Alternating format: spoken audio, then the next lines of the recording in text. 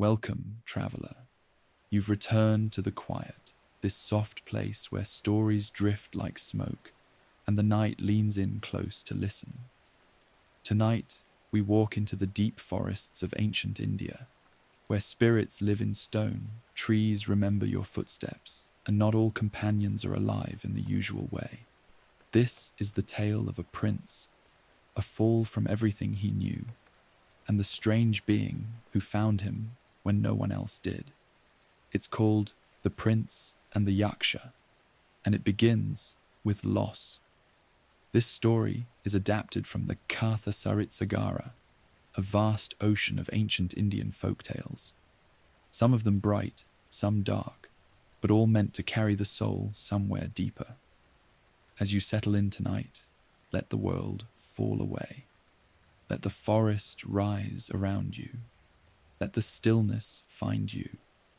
And before we begin, if you've been enjoying these bedtime stories, let us know by giving this video a like or consider subscribing to the channel for more soothing legends from around the world.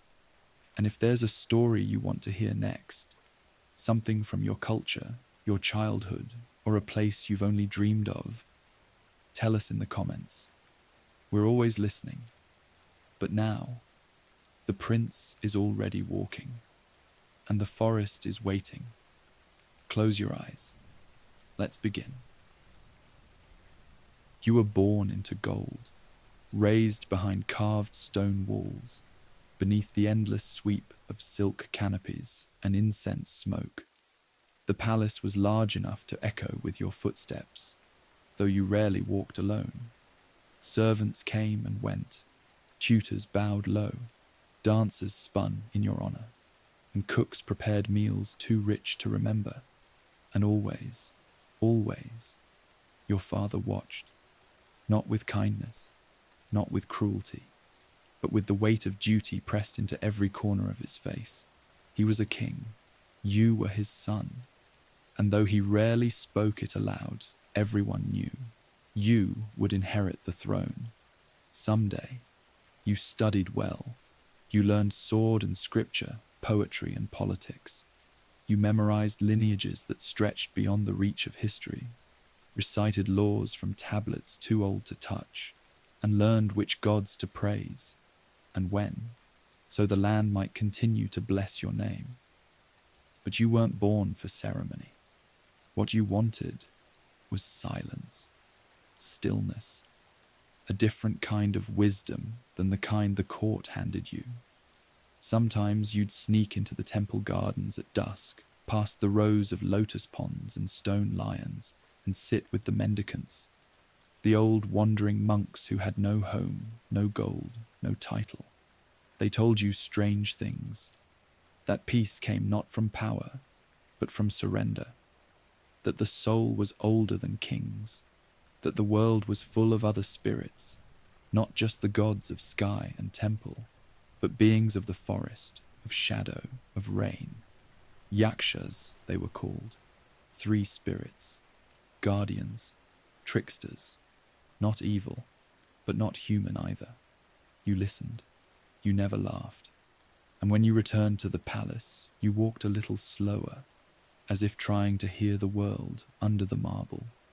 When your father fell ill, the court grew quiet. Doctors came in waves. Vedas were recited at all hours. Offerings piled high at the temple gates. But it wasn't enough. One morning, as the mist still clung to the gardens, you were called to his side. His breath was thin, his eyes pale. He took your hand, not out of affection, but necessity, and said only this: "Do not shame our name." Then he died. The palace wept. The people mourned. You were crowned with sandalwood paste on your brow and garlands around your neck. A new king. But it felt wrong. Too soon. Too hollow. The throne beneath you felt cold. Whispers began. Some said you were too young, too soft, too full of poetry and temple dust. Others said the land would suffer. Storms came earlier that year. A fire struck the southern quarter of the city. Grain rotted in storehouses. And as misfortune gathered, so did blame.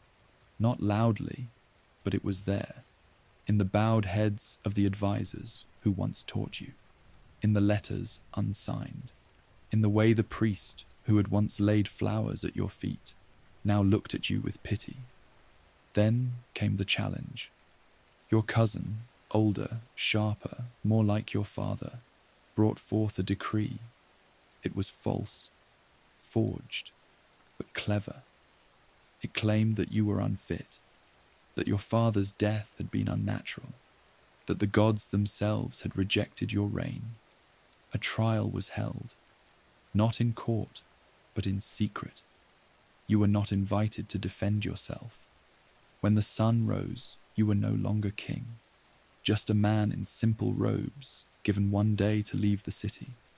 You didn't beg. You didn't fight. You packed no belongings. You wrote no farewells.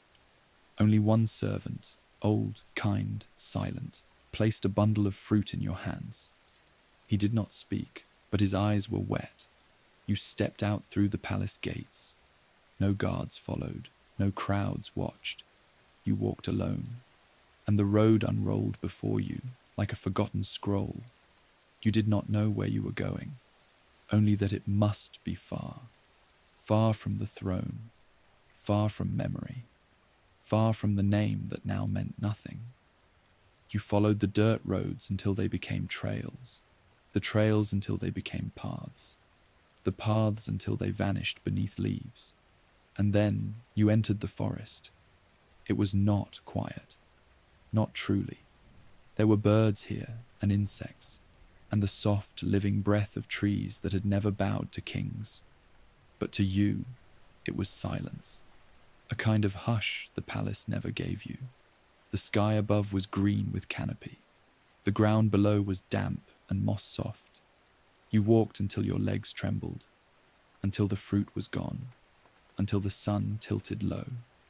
And then, beneath the roots of a banyan tree, you sat, not in sorrow, but in stillness. You slept, and the forest watched. You slept through the night without dreaming, not even the flicker of memory, not even the trace of a face, just darkness, warm, whole, and endless. When you woke, the sun had not yet risen, but the forest was already breathing. Mist curled low around the roots. The leaves above you shimmered with dew, and something was watching. Not a beast, not a man, just a presence, old, slow, still. You didn't reach for a weapon. You hadn't brought one. You simply listened. And after a while, when the mist had curled tighter, you heard it, a voice, software deep, like wind through hollow stone. You are far from your name. You didn't move. What are you now, without the crown? You looked around slowly. No footsteps, no figure. Just the great banyan tree behind you, its roots sinking deep into the earth like veins. You spoke, not out of fear, but because it seemed rude not to. I'm nothing now, you said. The wind stirred. Not nothing. Changed. You turned. The tree did not speak with lips. It had no face, but you could feel the voice coming from beneath it. From within, a root spirit, a yaksha, just as the mendicants had whispered. You smell of old stone, the voice said, of incense, of rot, of men who weigh life in gold. You didn't argue, but beneath that, you are soft and lost. I like that. You waited. What would you ask if you knew I would answer? You blinked. Not who are you, not what do you want, not what will you do to me, but what would you ask? You thought carefully. Then, why did I lose everything?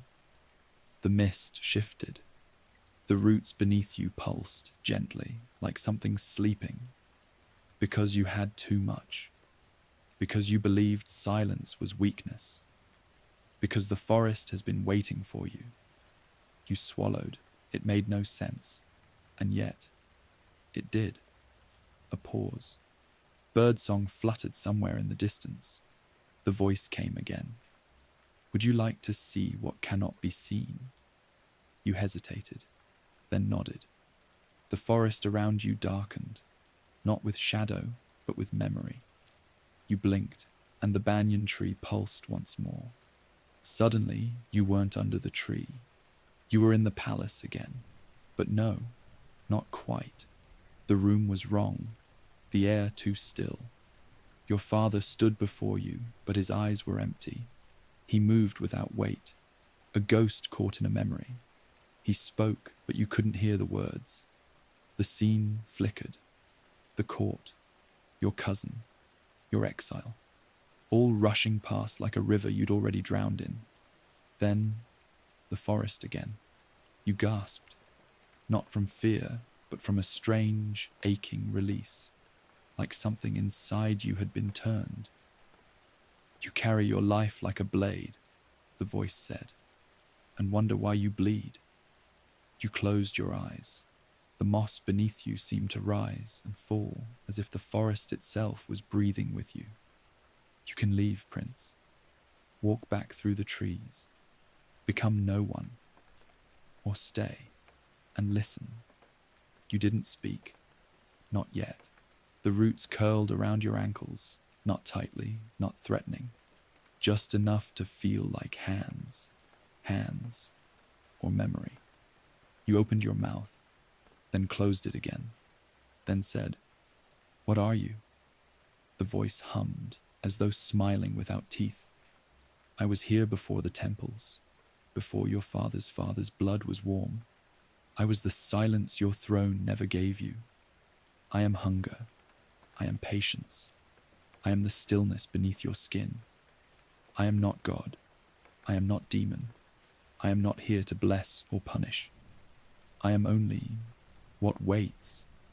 You were shaking, but not from cold, from recognition. The part of you that had always longed for quiet, for something outside the endless rituals, outside titles, outside power. That part was listening. The sun was rising now. Pale gold filtered through the canopy. A breeze stirred the leaves, slow and deliberate. You looked up. The banyan's branches reached wide above you, the kind of tree that had watched empires rise and fall without ever changing shape. "I'll stay," you said softly. "Good," the voice replied. "Then you will begin." And just like that, the forest welcomed you. The moss seemed warmer. The roots eased their grip. The mist thinned. You were not healed. Not yet. But you were not alone anymore. You stayed. You didn't announce it or declare it with ceremony. You simply rose from the roots of the banyan tree, brushed the moss from your knees, and remained in the forest. No crown, no name, no destination, just breath and silence, and the slow, patient voice of the yaksha murmuring from somewhere beneath the soil. At first, nothing happened. Days passed, or maybe weeks. The sun filtered through the canopy in quiet patterns. Rain came and went without warning, and the earth held its scent long after. You learned quickly that the forest did not move for you. Paths vanished, birdsong shifted. What was near one day would be gone the next. But somehow, the yaksha always found you, never with footsteps, only presence. "Eat what grows slowly," the voice said once as you studied a strange root. "Drink only when you feel thirst, not before, not because you fear the lack." You listened. You tried. Sometimes you got it wrong. You ate bitter leaves that made your stomach turn. You drank from a stream too close to the rocks, and it left your lips chapped for days. But the forest never punished you. It simply kept going. And so did you. Nights were hardest, not for fear, but for the quiet. The palace had always filled the dark with noise. Guards pacing, servants whispering, lamps crackling, distant drums rehearsing for festivals you no longer remembered. Here, there was only breath, and trees, and dreams, not visions, not prophecies, just memory. You remembered your father's final breath, the way the garlands felt around your neck the day you became king, the sound of the crowd not cheering, and then you'd wake to mist and birdsong and silence, and you'd begin again. The yaksha did not teach in words, not often. It did not sit before you like the monks you once studied with. Instead, it spoke when the air was stillest, when your heart was quiet enough to hear. One day, you sat beneath a fig tree and watched an ant drag a broken leaf across the moss. It struggled, pulled, adjusted, dragged again. You watched it for what felt like hours, not because you were waiting for something to happen, but because watching felt like enough. When it finally vanished into the undergrowth, you looked up, and the yaksha said, "That is prayer." Another time, you tried to build a shelter, something to shield you from the coming rain. You gathered fallen branches, stacked them as best you could, tied long grasses around the joints. It leaned, trembled, then fell. You sat beside the wreckage, soaked and muddy. The yaksha said nothing, only, "Things that fall are not failures, only lessons in wait." You smiled for the first time in days. The seasons shifted, or perhaps the forest simply changed clothes. You stopped counting the days, stopped naming the months. You began to forget the old calendar, the one carved into stone behind the palace throne. Instead, you measured time by sound, the arrival of new birds, the rhythm of different frogs, the return of certain fruit. You ate only what the forest gave you. You slept when you were tired. You spoke aloud less and less, but you were not growing dull. You were growing still. And in that stillness, you began to notice things. The pattern of ants before the rain, the subtle lean of branches before the wind arrived, the way mushrooms formed in rings near the northern slope, but only after fog. You began to feel things in your chest before they happened. Not knowledge, not prediction, just awareness. Once, while walking near the river bend, you saw a deer step gently into a clearing. It looked at you, held your gaze, then moved on. You had nothing to say, but for some reason, it felt like the most important moment of your life. That night, the yaksha spoke again. "You are remembering what you were before your name." You didn't answer, but the words lingered. You were no longer prince, not here. And strangely, you didn't miss him. He had been made of worry and expectation. You were now made of water and wind and walking, of moss and bark and bird shadow. You were becoming something smaller, and somehow that made you feel vast. One morning, you woke and knew the forest was different, not louder, not darker, just watching. Not just the yaksha, either, all of it, as if something was leaning in, waiting. You heard him before you saw him, not the rustle of leaves or the snap of a branch. No, he coughed, just once, dry, irritated. It was a sound that didn't belong here, not shaped by mist or bird call or wind. A palace sound, a city sound. You crouched low behind a tangle of ferns, watching the clearing ahead. He stepped into view slowly, a man in travel-worn robes, bright from dust, not dirt. Clothing meant to impress, even now. His hair was knotted at the top, the way noblemen wore it. His sandals too clean to have walked this far. He carried himself like someone used to being watched. And when he sat beneath the same tree you'd first slept beneath, he let out a heavy sigh.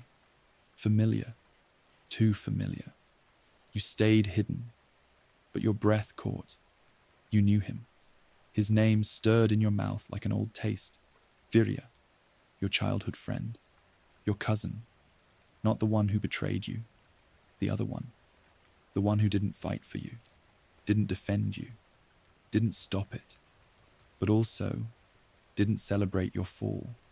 He'd simply stepped back, watched the tide turn, and said nothing. He looked thinner now, tired, but his posture still carried a shadow of the court. He opened a satchel, pulled out a roll of dried rice, a flask of water, a pause. Then, your name.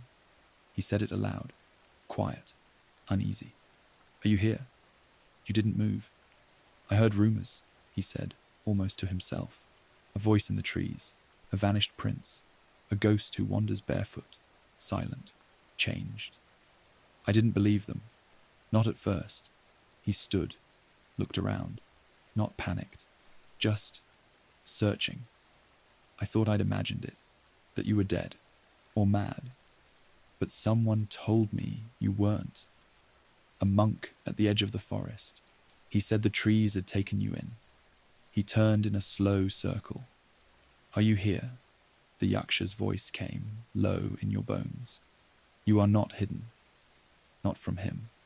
You stepped from the undergrowth, slowly, quietly. He turned, his eyes widened. So it's true. You didn't answer. He looked at you, hair tangled, skin darkened by sun, robe torn at the edge. You didn't look like royalty. You didn't look like anyone he remembered. You've been here all this time? You nodded. He took a cautious step forward. Why? You tilted your head slightly.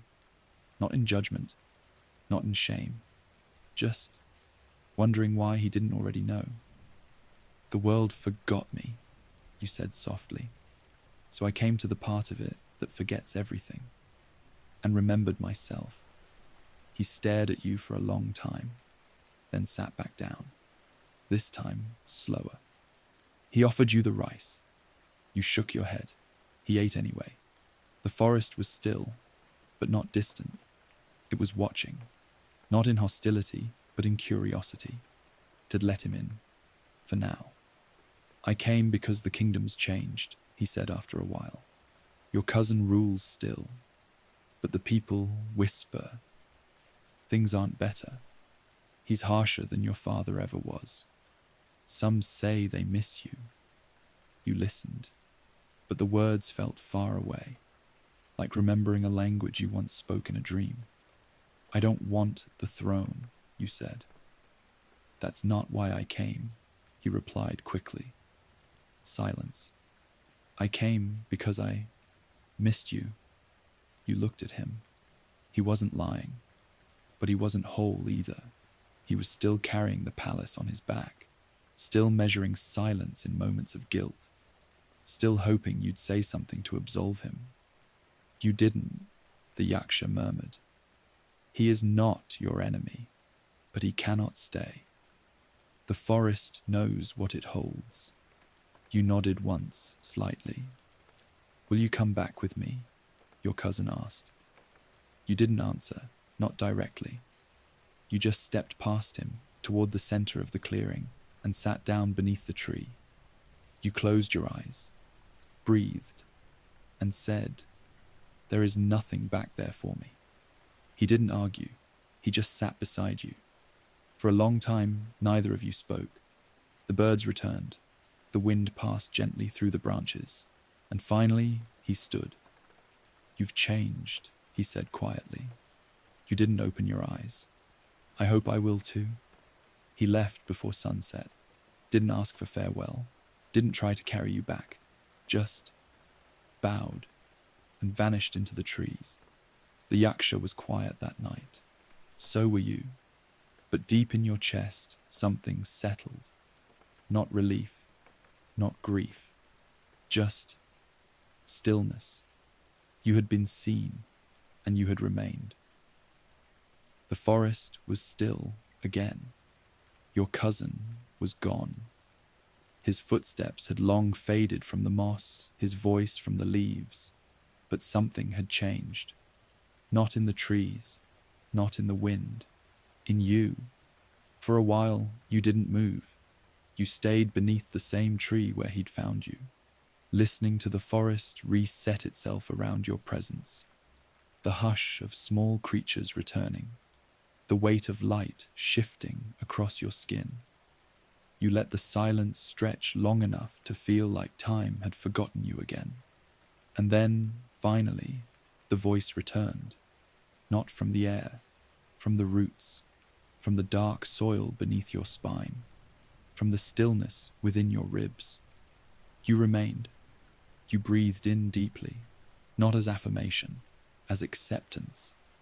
You faced what once named you and chose not to answer. Why?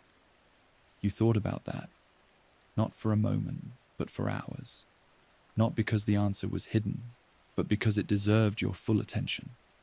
When you finally spoke, your voice was soft and unhurried.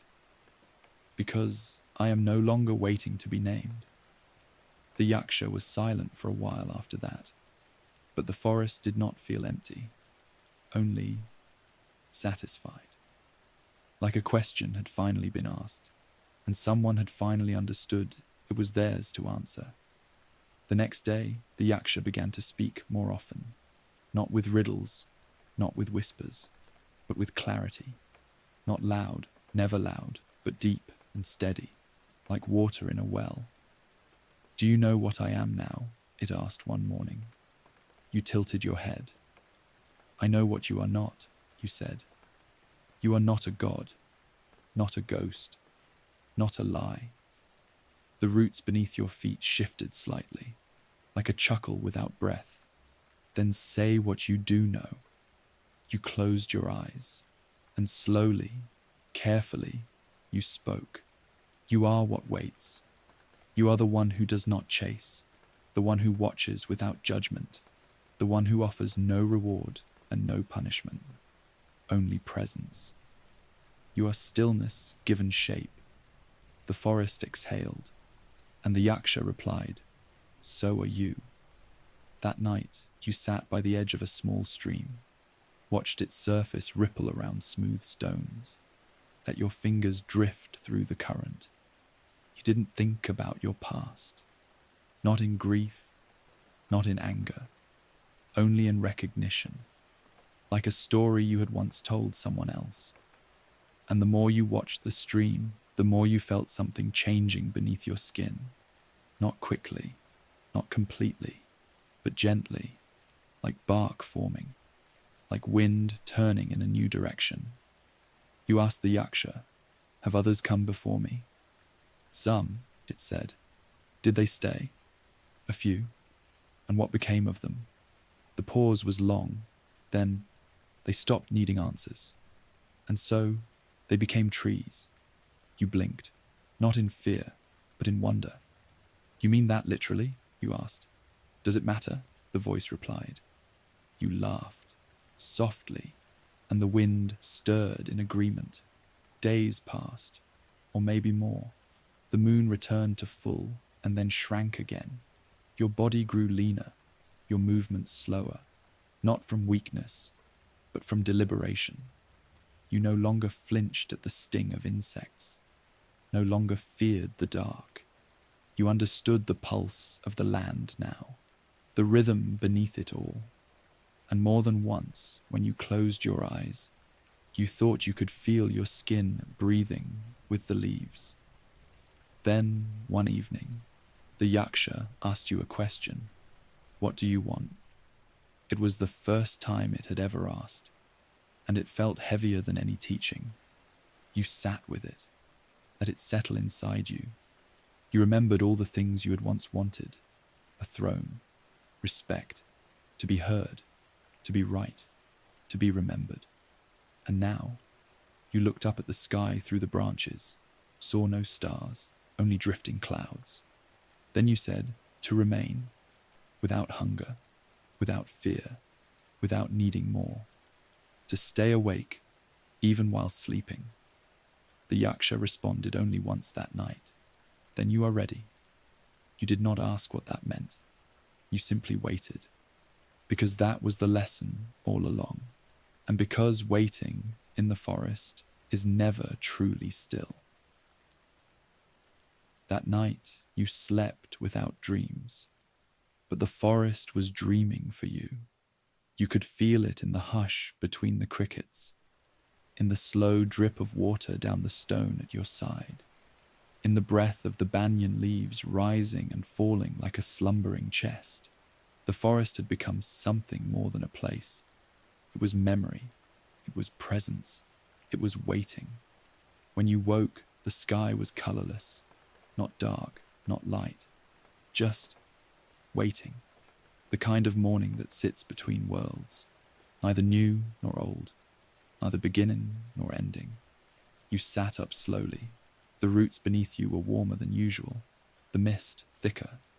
And then the voice came again. Only this time it was not soft. It was clear. You have stayed long enough to be seen. You bowed your head instinctively, but not in fear, in reverence. The yaksha continued. Few remain past the hunger. Fewer still remain past the silence. But you have remained beyond the need to be anything. And so, we ask. Your breath slowed. This was not a conversation anymore.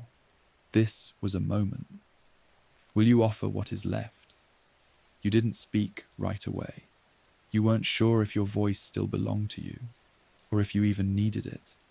But the answer had been with you for days now, maybe weeks, maybe since the day you stepped into the forest and didn't turn back. You placed your hand on the ground, felt the moss pulse faintly beneath your skin. Then you said, simply, yes. The world did not erupt. No light burst from the trees. No great wind swept through the forest. But something shifted, not outside you, within. Your heart slowed, your thoughts stilled, and you realized you were no longer breathing, but you weren't dying. You were settling, not falling, not fading, just sinking into something vast. The yaksha whispered, you have offered your shape, you have offered your story, and in return, we offer you everything else. You could feel it happening. Your hands were the first to change, not pain, not fear, just sensation, like roots reaching, like bark growing around memory. Your spine softened into the earth. Your legs became still beneath you, not frozen, but grounded. And the tree beside you, it breathed. You weren't becoming it. You weren't being turned into anything. You were returning to what had always been there, beneath the name, beneath the skin, beneath the title and exile and sorrow and silence. You were becoming part of the place that had waited for you all along. You heard the yaksha once more, not in words, but in everything, in the leaves, in the sky, in the quiet joy of being nothing more than what you were. You are no longer prince, you are no longer wanderer, you are no longer seeking. You are here, and so you stayed, not as a ghost, not as a man, not even as a tree, but as presence, as memory without weight, as stillness made real. And the forest? It breathed easier, because someone had remembered it, fully, and had not asked for anything in return. Time passed, though you no longer measured it in days. The moon came and went. Seasons shifted their skin. Trees grew taller. Old stumps returned to moss. And still, you remained. Not watching, not waiting. Just being. The forest had taken you in fully now. Not as a visitor, not as a spirit, not even as a memory, but as part of its breath. There was no loneliness, because there was no self to be lonely. You were in the roots and the soil and the silence between birdsong. You were the hush beneath the rain. You were the warmth in the stone after sun. You did not speak, and yet you welcomed. One day, or maybe it was 1,000 days from your last breath, someone came, a figure on the edge of the trees, not a prince, a girl, perhaps, young, tired, carrying something heavy in her posture. She stepped cautiously into the clearing, eyes wide, breath uneven. The forest shifted around her, not to block her path, but to listen. She sat beneath your old banyan, the same tree, closed her eyes, and cried, not loudly, not for long, just enough. You felt it, the ache, the surrender, the same shape your heart had made long ago when you had nothing left to name. And slowly, gently, the roots began to reach, not to take, not to change, just to comfort.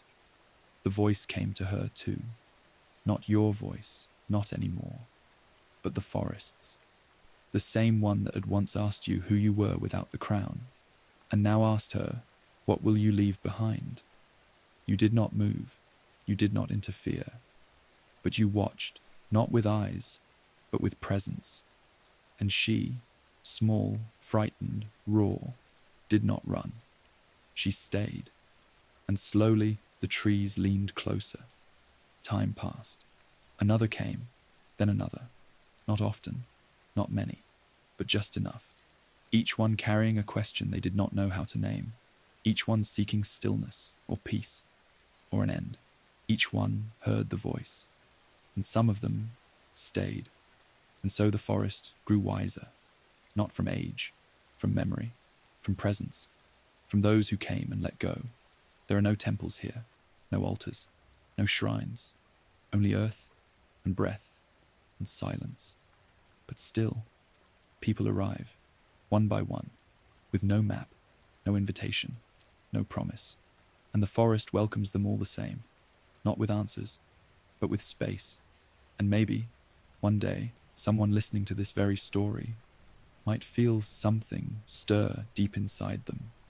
A call, a memory, a path made of wind. And if they follow it quietly, without expectation, they too might find the clearing. They too might hear the voice. And they too might stay. And now, dear traveller, we leave the forest behind. You've walked long paths tonight, through palace halls and ruined hopes, through silence thick with memory, through the soft breath of trees older than kings. You've met a prince who became no one, and in doing so became part of everything. You've felt the voice in the roots, not demanding, not divine, just waiting. And now, perhaps, you feel something quieter in yourself too, something that doesn't need to be named, something that isn't seeking, something still. Let that stillness carry you now. There is nothing more to do tonight, nothing more to prove, no one to be. Just breathe, just darkness, just the quiet rhythm of the world turning gently outside your window. Let yourself be soft. Let yourself be held. And if some small part of this story stays with you, like a leaf in your pocket or a dream you almost remember, let it stay. You don't need to understand it. You don't need to explain it. You only need to rest. Thank you for spending this time in the company of story. If you'd like to return, you know where to find us. Somewhere between silence and myth, between sleep and memory. And if there are stories you'd like us to tell, just whisper them in the comments below. We're listening. Until then, sleep well, and may the quiet keep you. Good night.